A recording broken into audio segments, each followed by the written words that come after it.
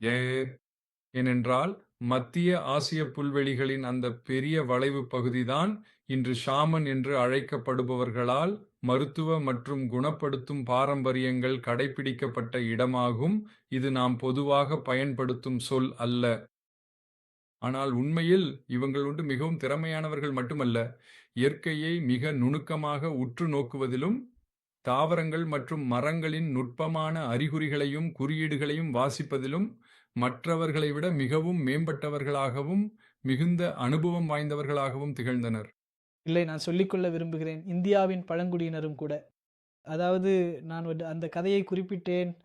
இன்னொரு கதையும் இருக்கிறது. அது ஒரு அதாவது பழங்குடியினர் எதையும் ஆவணப்படுத்தல அப்படின்ற கருத்தை இது கொண்டு வருகிறது. ஆமாம். அவர்கள வாய்மொழி பாரம்பரியத்தை பின்பற்றுபவர்கள். அவர்கள் அறிவை எப்படி பெறுகிறார்கள் என்றால், ம். தலைமுறை தலைமுறையா அவர்களிடம் பரந்த அறிவு உள்ளது.